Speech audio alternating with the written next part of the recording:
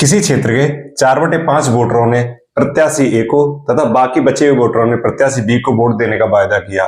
बाद में 10% वोट प्रत्याशी ए के तथा 20% वोट प्रत्याशी बी के किसी कारणवश मुकर गए और उन्होंने क्रॉस वोटिंग कर दी, तो ए को कुल 7600 वोट मिले। तो मतदान में पड़ने वाले कुल वोटों की संख्या ज्ञात कीजिए। यानी प्रत्याशी ए को 4/5 वोटों ने वोटिंग करने का वादा किया, तो डेफिनेटली प्रत्याशी बी को 1/5 वोट मिलेंगे। अब इसका हम कॉमन सा रेशियो निकाल लेते हैं। ये प्रत्याशी ए, ये प्रत्याशी बी के वोटिंग का रेशियो निकाल लेते हैं। कुल वोट हम मान लेते हैं, कुल मतदान 500 वोटों का हुआ। 4 हिस्से से मिलेंगे ए प्रत्याशी ए को, तो 400 वोट इसे वादा हुआ।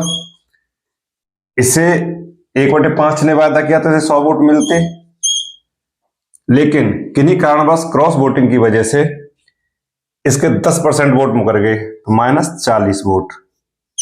10% 40 वोट हो गए और बी के 20% वोट यानी -20 वोट इसके मुकर गए।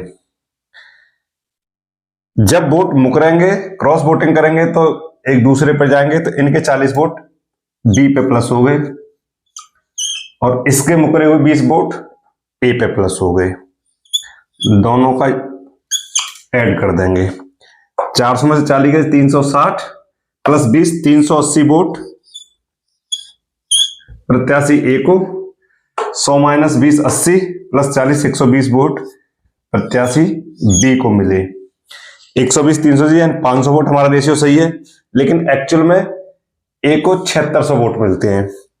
तो जब ए को 380 वोट मिल रहे हैं तो हमारे कुल मत माने गए थे 500, और जब 7600 इन्हें मिलेंगे ए प्रत्याशी को, तो 500/380 मल्टीपल 7600, ये 20 बार से डिवाइड हो जाएगा और मल्टीपल करेंगे तो 10,000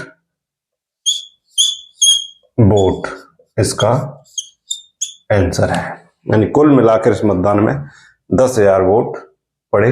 बहुत ही सिंपल और आसान तरीके